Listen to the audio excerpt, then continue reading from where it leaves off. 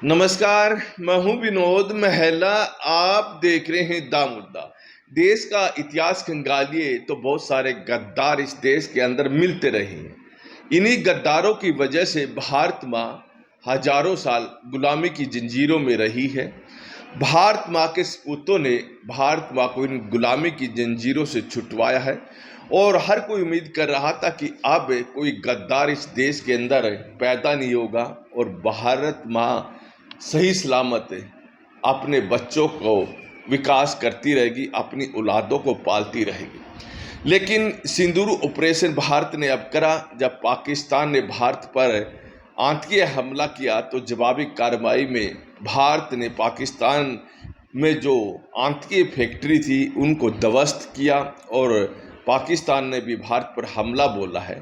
भारत ने इस हमले का कड़ा जवाब दिया, लेकिन क्या करें, हमारे देश के अंदर ऐसे ही गद्दार अब भी बैठे थे और इन गद्दारों ने पूरा प्रयास किया कि देश के अंदर की सूचनाएं जासूस बनकर दुश्मन पाकिस्तान को दे, और इन्होंने दी।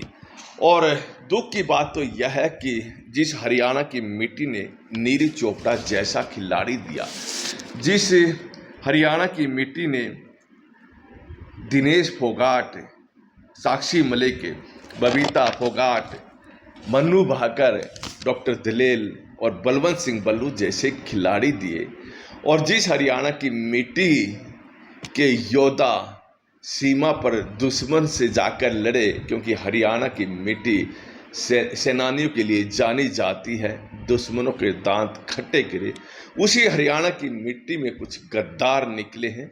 गद्दार हालांकि 6 बताए जा रहे हैं, लेकिन जो नाम 3 सामने आए हैं, सबसे बड़ा अगर नाम सामने आया है वो नाम है ज्योति मल्होत्रा का, नोमान इलाई का, देवेंद्र सिंह। नोमान इलाई हरियाणा की धरती से पकड़े गए हैं, जासूसी यहाँ से ही करते थे, लेकिन जन्म उनका उत्तर प्रदेश का है। चाहे उत्तर प्रदेश का जन्म हो चाहे बिहार का हो, है भारतवासी। देवेंद्र सिंह ये भी कैथल जिले हरियाणा का बताया जा रहा है, तो हद इन लोगों ने कर दी। भारत की जो इंटेलिजेंसी है उन्होंने इन लोगों को गिरफ्तार कर लिया है, पुलिस के हवाले ये लोग हैं।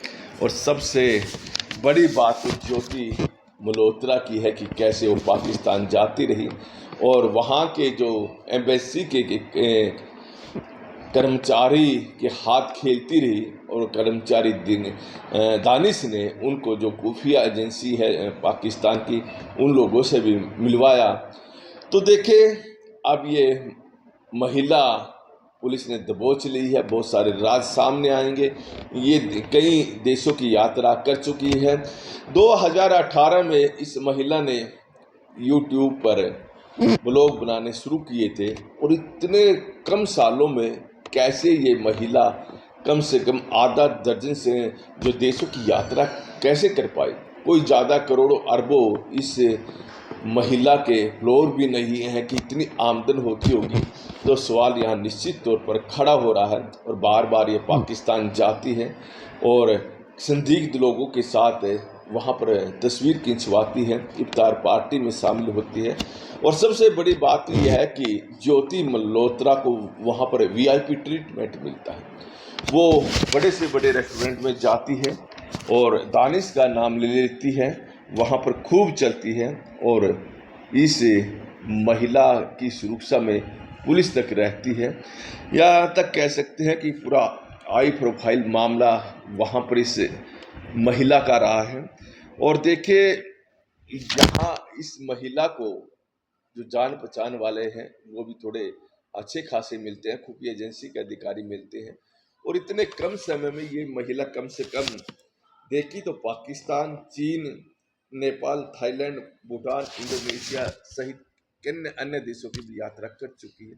बहाना यही होता है कि मैं बाहर जाकर ब्लॉग बनाती हूँ, लेकिन ज्योति के पीछे बाहर तो अंधेरा ही अंधेरा दिखाई दिया है।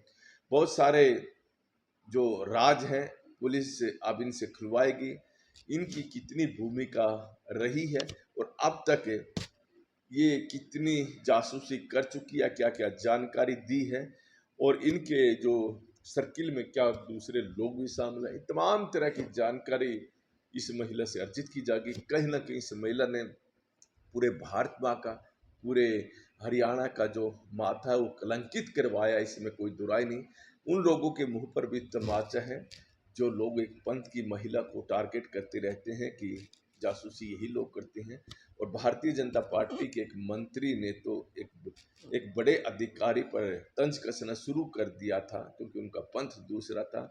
अब उसी भारतीय जनता पार्टी के मुंह पर एक बहुत बड़ा तमाचा है, और जो इस तरह की विचारधारा रखते हैं उनके मुंह पर भी ये तमाचे हैं। देखिए, गद्दारों का कोई धर्म नहीं होता, कोई जाति नहीं होती, कोई संप्रदाय नहीं होता, कोई पंथ नहीं होता।